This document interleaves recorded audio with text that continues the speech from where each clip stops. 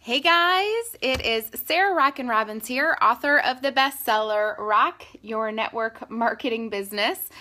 And I'm actually coming to you live from my bedroom floor. You know what I love about this business? You can build it on your time and your terms. And I'm a real person, and guys, this is real life. I've got a little guy who's taking a nap. We've got construction happening in our house, all sorts of things going on today. And hey, it is how it is. You know, somebody once reached out to me and said, you know, I'm going to teach you how to do the professional lighting and get the professional setup and blah, blah, blah. And I am like, I am running $1 billion business, billion with a B, from home with a toddler and a huge team. Ain't nobody got time for that. We've got too many people to bless. We've got too many lives to change. Even those moments of setting everything up, guys, there's far better things that we could be doing, like coming live to all of you today with a little love and a little leadership talk. Hi, I see everybody here. Hello, hello. Thanks again for tuning in. This is Sarah Robbins, and today I wanted to talk to you a little bit about a topic that's been on my mind, and that is gratitude. Having an attitude of gratitude. You guys may see in my title here, I post a link to my most talked about leadership talk. And basically it was a story of Moses and the Israelites. If you've got an hour to watch this, you guys watch it, because if there's one thing I can say confidently, it will change your leadership. It will change your life. I was like 9 months pregnant, like literally ready to pop. It was the last possible day I could travel. And God spoke through me and brought a word that I believe will change your life. So make sure you guys check it out. But today I want to talk a little bit more about that story. Regardless of your belief, I believe this story has so many powerful leadership lessons. Are you guys ready? I want to share with you a little bit about what's been on my mind lately. So watch that story, or watch that training, read that story, but basically the long story short of it goes like this. There's this guy named Moses, and he's a leader, and he's called to bring the Israelite people out of slavery, out of Egypt, into their promised land, a land that God promises and shows them. Basically, it's flowing with milk and honey.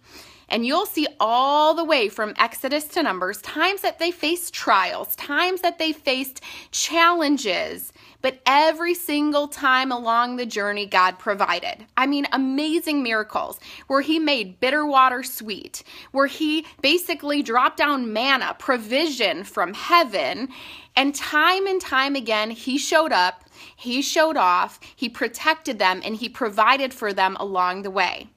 But you see, the interesting thing was, every time there was pressure, the Israelites, it's almost like they had temporary amnesia. They would forget about the provision and they would want to go back to what was. And what was not easier or better. In fact, they were slaves. They were slaves in Egypt. I mean, what's good about being a slave? Nothing. But they wanted to go back to what was because it was comfortable. How many times do we do that? Camping in the place of complacency, wanting to go back to what was. So fast forward in the story, the craziest thing, I mean, they see the provision of God. They know the promise on their life is great. You know the promise in your life. If you've seen people go before you who've had success in something, who've recovered from something, who've gained victory in something, who've beat something, beat the odds, whatever, and you know that it's possible for you. Yet we get stuck in these situations and circumstances, murmuring, grumbling, fault-finding, complaining. And here the Israelites were. They were blaming Moses. They were blaming their leader. They were blaming God, always wanting to go back to what was. It was like they would take 2 steps forward and 1 step back. You know, the sad part of the story? Most of them, including Moses, did not make it into the promised land, even though it was promised to them. You see, you have a great promise for your life. Jeremiah 29:11 promises it. You have a great promise for your life. Have you caught yourself in the place of complacency, camping in the place of complacency, wanting to go back to what was, perhaps complaining? You know, people say money makes you more of who you are.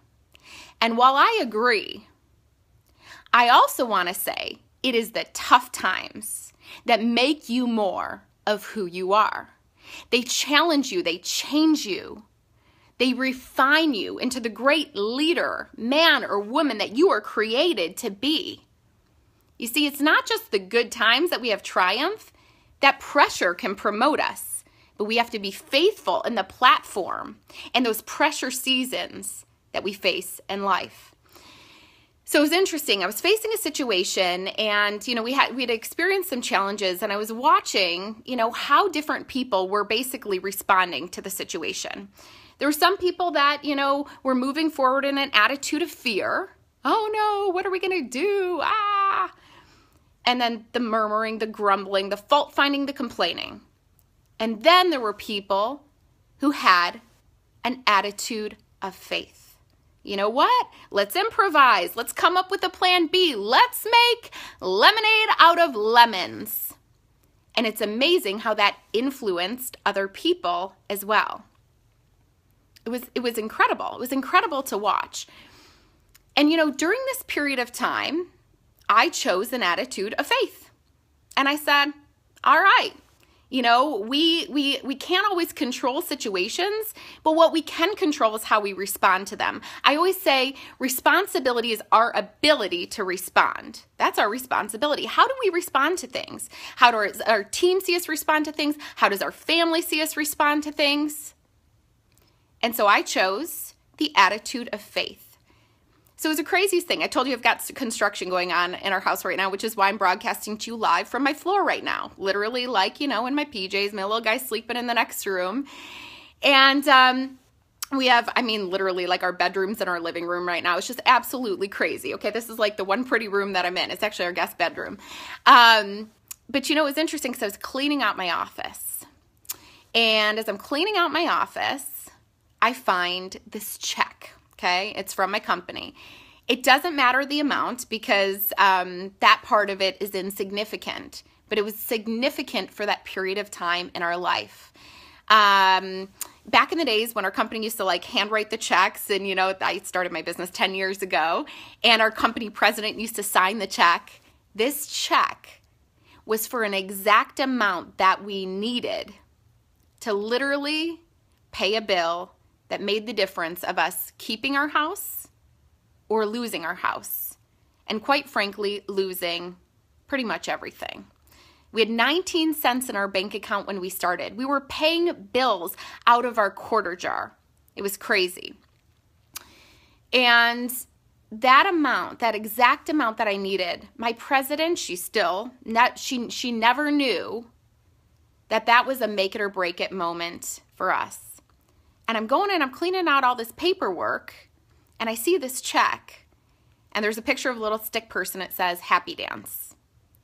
Little did she know we were truly doing a happy dance, because with that check, we're able to pay off that bill, keep our home, and literally, it was just one of those defining moments in our life. So my question is to all of you today, I think the big thing was for me, it was a reminder of God's provision.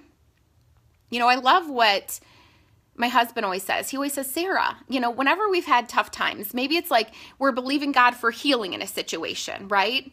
And we're like, oh my gosh, is this ailment ever going to be healed? Sorry, there is really weird lighting in this room, but that's all right. It's what you get.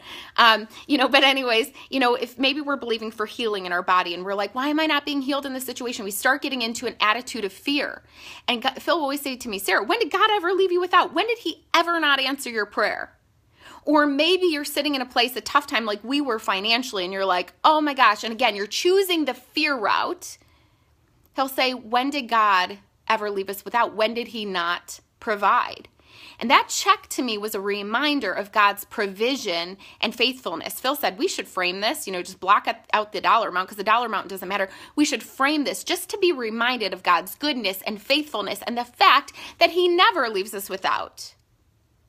What are you choosing for your life today? What are you choosing for your leadership today? See, it's a choice, faith or fear.